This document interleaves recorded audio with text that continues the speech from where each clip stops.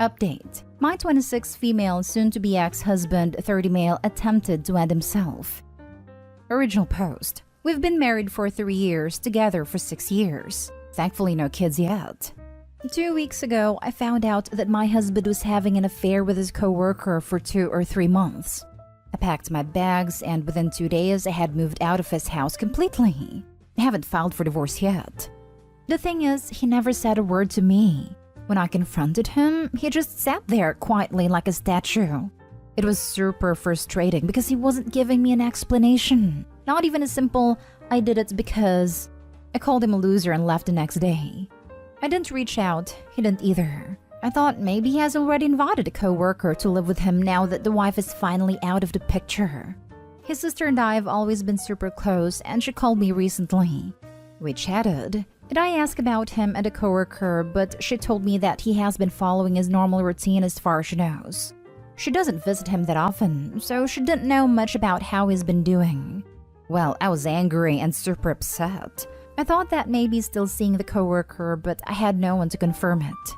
2 days ago, he emailed me. It was long and confusing. I didn't gather much because it seemed his thoughts were all over the place. And there were just so many grammar and spelling mistakes that I had to read some of the lines multiple times to understand them. My hunch is that he was drunk because he's very proficient in English, both speaking and writing. I only gather a few things from the email. That he was sorry and he didn't want to ruin our marriage like this. And that his affair had nothing to do with me and I was too good for him and whatnot.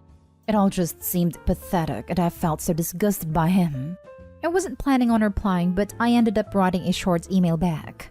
I told him when I'll be filing the petition for divorce and that he should shove his excuses up his butt. In my defense, I was pissed and emotional. He didn't reply to that. I thought that was the end of it and went to sleep. Then, his sister calls me sometime after 3 a.m. and gives me the news. This woman tells me that he tried to end himself by ingesting my mother-in-law's sleeping pills. I didn't believe it at first, but she's sobbing and screaming on the other side of the phone, so it was obviously real. To be honest, even now it feels like I'm in a dream. It just doesn't feel real. My mother-in-law was the one who found him, and he's in the hospital right now. I've been sitting in the same place for hours now. His sister didn't ask me to come. I didn't ask if I should visit. She gave me the news and hung up. I called her again in the morning. She told me she'd call me back, but she hasn't yet. I didn't want to bother her, so I didn't call again.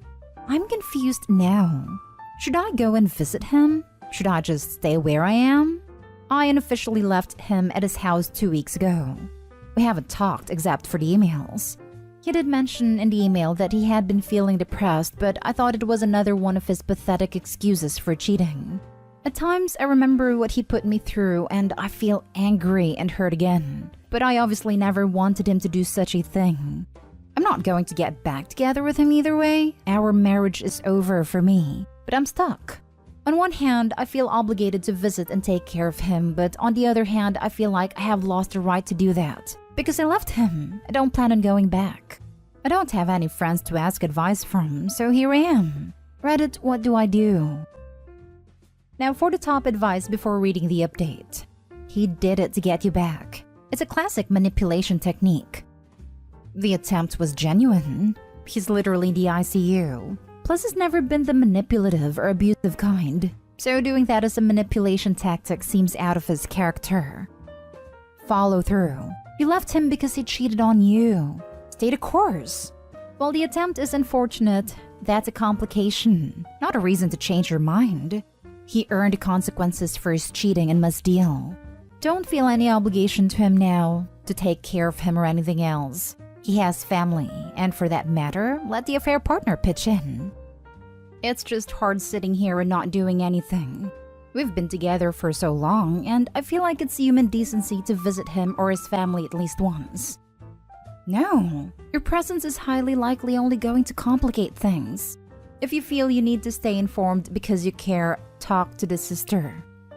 If he's so unwell that he attempted to end himself, then he's probably better off focusing on his recovery rather than seeing you right now. You would be a reminder of everything he did wrong that led to his actions. If, however, his actions were a manipulation tactic to get you to forget what he did by making you feel sorry for him, then going to see him would only reinforce that his behavior works, and you're risking falling into a cycle of threats until you feel trapped. Tread carefully. Yes, I worked with self-harm attempts patients in the ICU, and when they were related to relationship loss, then the ex would show up, get their hopes up, and then have to crush them all over again. You are in no way responsible for this attempt he took, nor any future actions. If you have no desire to work on the relationship, then continue as you have, with minimal contact. Be advised, you will probably fall out with his family as their main concern here is making him feel better as quickly as possible, and they will see you as a key component. Ultimately and objectively, the best thing is to stay consistent with your behavior. Sorry you have had to endure so much in a short time. He made mistakes but was still your husband, so I'm sure you really have been hurting.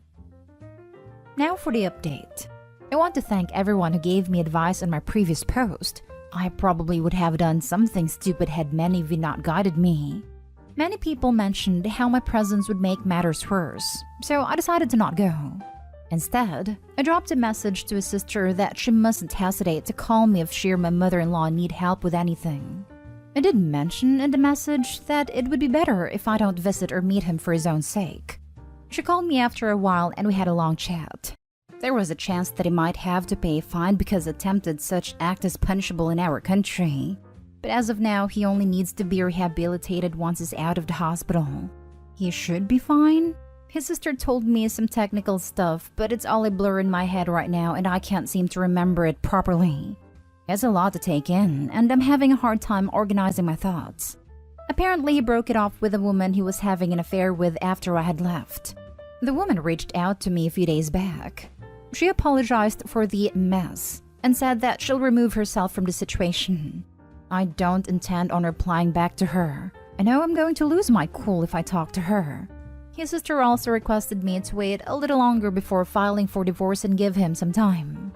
I agreed because him and his family are going through a lot, and I don't mind waiting a little longer. I asked her if she blamed me for his attempt, and she admitted that, for a while, she did think if I hadn't left, maybe none of this would have happened. But she understands why I did what I did, and I'm not responsible for his actions. I told her I was grateful to her for being so understanding when everything was so chaotic. Other than her, a few relatives also called me up and asked me to move back into his house because men slip up sometimes and I should forgive him. But I shut them down and made it clear that I'm not going to do that for my own sake and for my husband's sake as well. I'm not going to take him back just because he's a man, and it's okay for him to slip up. Well, if the roles would have been reversed here, these same people would have cussed me into oblivion. As for me, I think I'll try out therapy. Also try to reconnect with old friends and go out of the house more. Last year, I had made a list of historical places I want to visit in my city. I suppose I'll start with that. Again, thank you to you all helpful and kind people. Have a good day. Did the right thing, Opie. This is not on you at all. Therapy is a good start. Begin rebuilding your life and file for divorce when you are good and ready. I am sorry this happened to you. Nobody deserves to be in this situation. Men slip up sometimes and I should forgive him. I imagine those relatives wouldn't extend you the same grace. I'm glad you're doing what's best for you. Your soon-to-be ex-husband seems to be in self-destruct mode and only he can pull himself away from that spiral. You are not responsible for his actions. It sounds like you are making all the right decisions on your behalf, all the way up to putting his needs above your desire to be there physically at all. 2 to 3 months is unfortunately just too long of an affair to be reconciled, in my opinion, and a divorce is simply inevitable. If he felt true remorse for your sake, he would have opened up sooner or been more honest at the confrontation. I believe he is currently working through his own sorrow for himself and he's acted on his own self-pity. This was not because of you. This was despite you. This was, despite your devotion to the marriage, him acting on his own self-pity from the affair to the attempt self-harm. Therapy is really the only suggestion on his behalf, but please stay vigilant in your self-worth while navigating this difficult situation. I'm so glad Opie's looking out for herself first and foremost here. She's completely blameless. and will be much better off when they're fully extracted herself from the whole situation. Last story is titled, Update. My 40 male, wife 37 female won't stop reminding me that I asked her to terminate our daughter, 6 female. Original post. Me and my wife have been together for 17 years, married for 12.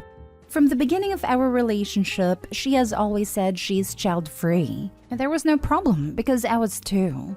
At the time, we also were living in a crappy apartment in a bad town, so even if we wanted children, it would not be where we lived for majority of our relationship.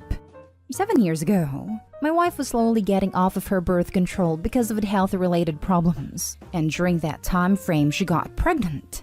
My initial reaction to her being pregnant was, so we're going to terminate it, right? And my wife agreed. Set an appointment, then the day of the appointment decided she wanted to keep the baby because she grew connected to it. And if I didn't respect her decision, we should divorce.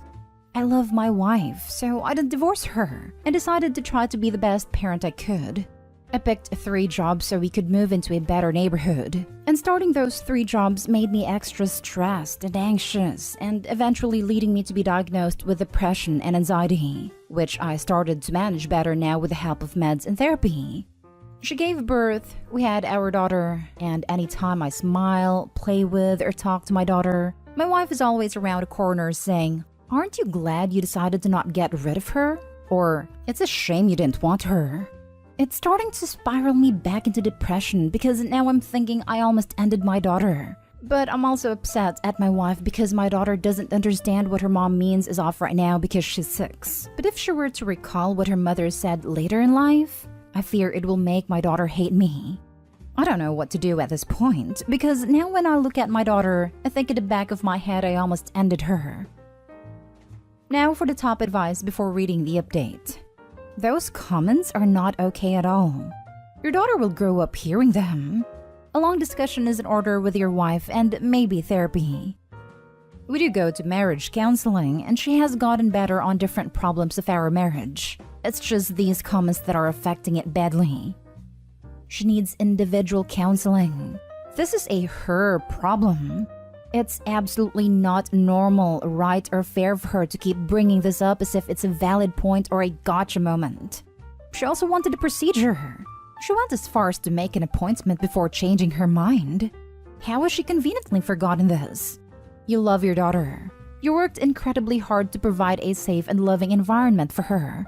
As long as you're a good father, the past is irrelevant.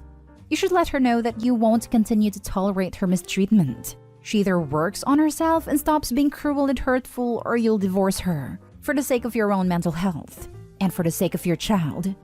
Only you know what she's like overall, but just from this glimpse, she sounds thoroughly unpleasant.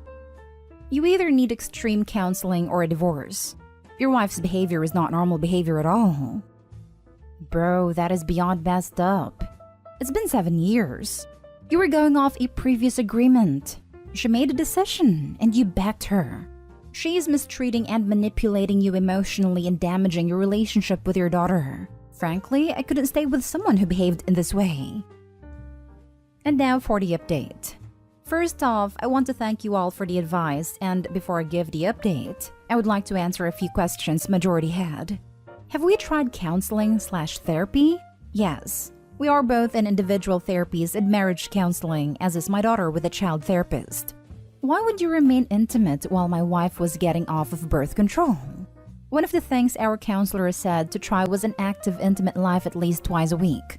Also, because we were both under the impression if she were to get pregnant, then we would terminate it. Why haven't you divorced yet? Because I grew up in a split household, and the amount of times my parents fought over custody for me and my siblings is not something I would want my daughter to grow up in. I also don't want only to see my daughter half the time. Now to the update. I sat my wife down after dropping my daughter off at my parents and told her if she kept making these comments, I would divorce her, and asked her to explain why she would tell me those things, and also told her how it was making me severely depressed again. Majority of you were right. She broke down and told me she hated being pregnant. She didn't want to be a mother anymore, and she hated the fact that she kept our daughter. She said she can't stand to look at me while I'm happy around our daughter because she hates that I became a good parent so quickly, because we were supposed to be child-free and I'm happy as a father. I told her I gave her the option to remain child-free, and she decided against it, so that's on her. She apologized multiple times and said she would still want to try to make the marriage work. It's just her own issues that are making her be such a witch. She also said she wants to be a good mother to our daughter, and after I told her that I was afraid our daughter would hate me when she is older, she broke down even more and apologized a ton. In the end, she said she wouldn't blame me if I wanted a divorce, but she would still want to try and make us work. Not only for our daughter's sake, but for our sake as well. We are currently working with our therapist and going to start doing family therapy, with her actually trying to change. We are sleeping in separate rooms, and only focusing on our daughter's happiness at the moment. Once again, thank you all, and I will update later on if needed. I'm glad you confronted her with those comments only to find out she hated it. I'm glad you all are in therapy and working things out. My eldest is 15 years old and can still remember things we told her when she was 5. The poison your wife has introduced into her relationship with your daughter is mistreatment, plain and simple. She resents and regrets being a mother, and she is taking it out on your daughter because she resents the relationship you two have. For me personally, that would be a red line. Your daughter is already old enough to make long-term memories of this. Your wife seems to have no intention of becoming Mother of the Year, and I truly fear for your daughter growing up with someone who has spewed those words. It is trying to keep them inside. Even if your wife never says it again, she will surely be thinking it, and your daughter will pick up on it. Are you sure you want your child growing up in an environment like that, where one of the major adults in her life admits to resenting the fact that she's alive and is trying to convince her that the other parent didn't want her either? Can you imagine the long-term psychological scars that will leave your daughter with? Please ask yourself those questions. I'm sorry to be blunt, but choosing your marriage at this point is choosing to roll the dice with your daughter's mental health. There are a lot of things worse than divorce. Scars like that are one of them. She said she wants to be a good mother and wants to change through therapy. What do you suggest Opie do? He can't confiscate the daughter from her. She's not a toy. And if they divorce, she'll get 50-50 time anyway. Yes, what she did was messed up and wrong, but if she's honest about wanting to change, why rake her over the coals? I'm glad Opie put his foot down and forced her to confront her own issues. If she doesn't actually change, he should definitely divorce her. But she's not the only mom who has regretted having kids, that's for sure. And she can definitely change if she puts in time and effort.